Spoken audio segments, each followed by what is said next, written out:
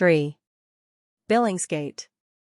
In order to see Billingsgate properly in action, it is necessary to get up at 4:30 and travel on the Underground by the first train east, which is an adventure in itself.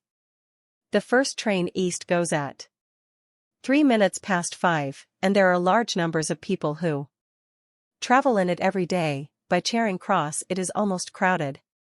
It is full of Bolshevists, and I do not wonder. One sits with one's feet up in a first-class carriage, clutching a nice cheap workman's ticket and trying hard to look as if, like the Bolshevists, one did this every day.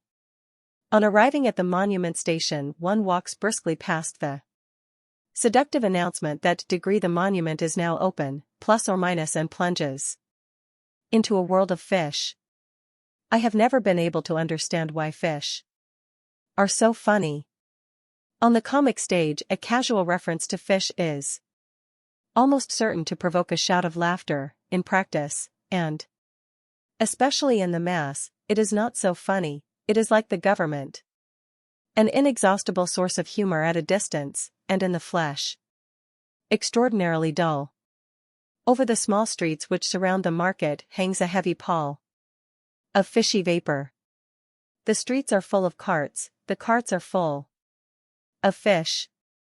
The houses in the streets are fish dealers' places, more or less full of fish.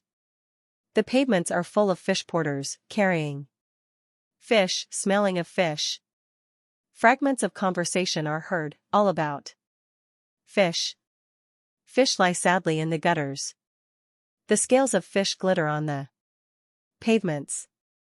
A little vigorous swimming through the outlying fisheries brings you to the actual market, which is even more wonderful. Imagine a place like Covent Garden, and nearly as big, but entirely devoted to fish. In the place of those enchanting perspectives of flower stalls, imagine enormous regiments of fish stalls, paraded in close order and groaning with halibut and conger eel, with whiting and lobsters and huge crabs. Round these stalls the wholesale dealers wade ankle-deep in fish.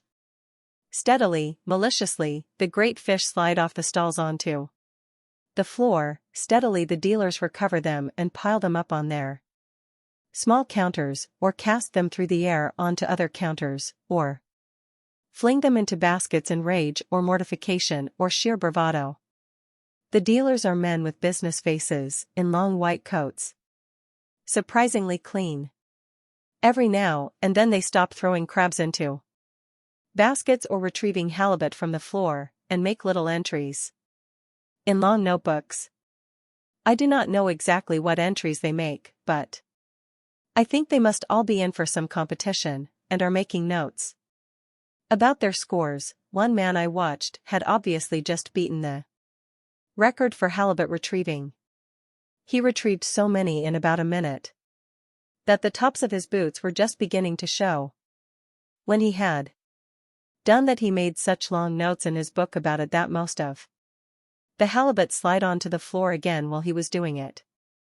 Then he began all over again. But I expect he won the prize. Meanwhile, about 1,000,000 fish porters are dashing up and down the narrow avenues between the fish stalls, porting millions of boxes of fish. Nearly all of them, I am glad to say, have been in the army or have had a relative in the army, for they are nearly all wearing the full uniform of a company cook, which needs no description.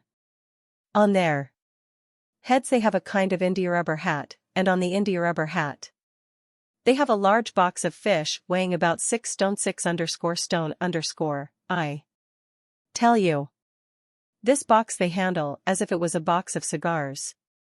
They pick it up with a careless gesture, they carry it as if it was a slightly uncomfortable hat, and they throw it down with another careless gesture, usually onto another box of fish. This explains why so many of one's herrings appear to have been maimed at sea. When they have finished throwing the boxes about, they too take out a notebook and make notes about it all. This, it seems, is to make sure That they are paid something for throwing each box about. I don't blame them. It must be a hard life.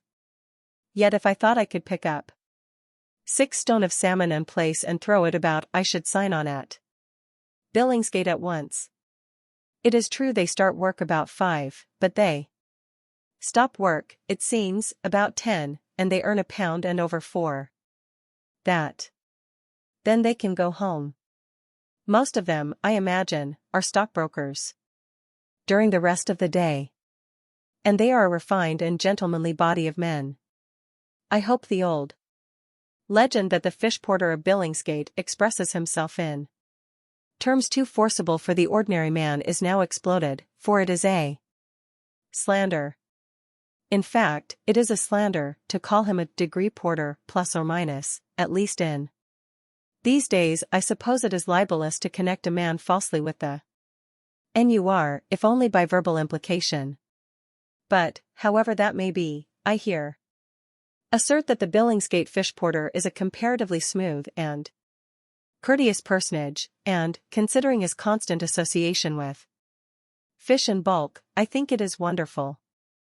At the far end of the market is the River Thames, and on the River Thames there is a ship or two, chock-full of fish.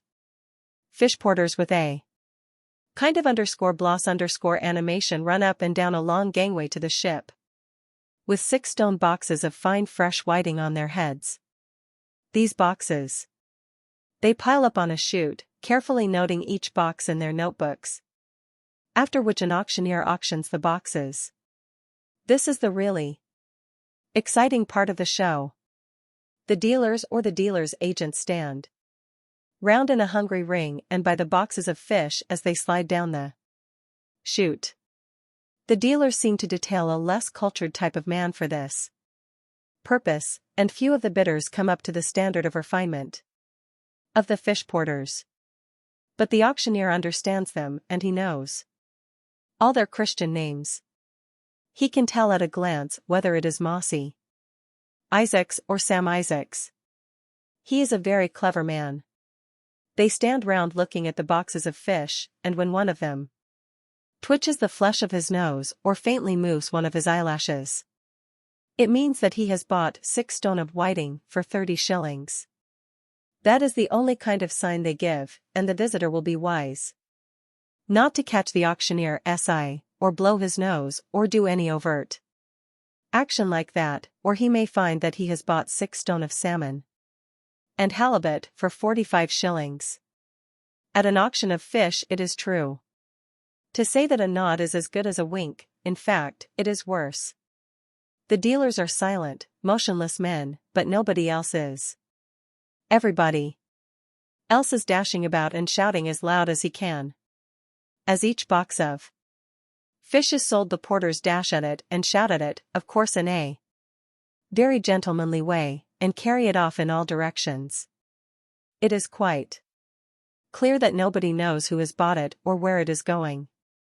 The idea of the whole thing is to impress the visitor with the mobility of fish, and this object is successfully attained. No doubt when the visitors have gone away they settle down and decide definitely who is to have the fish. It is now about 6:30. Fish is still rushing in at one end from the ship and is rushing in at the other from the railvans.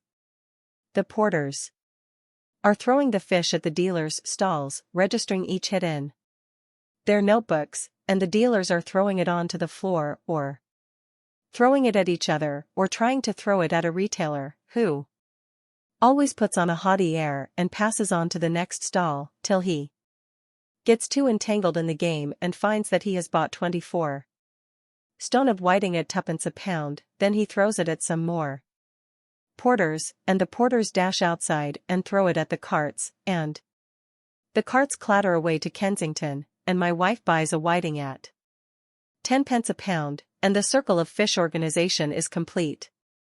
At about this point it is a good thing to pass on to Covent Garden and buy some flowers. Little bits of London.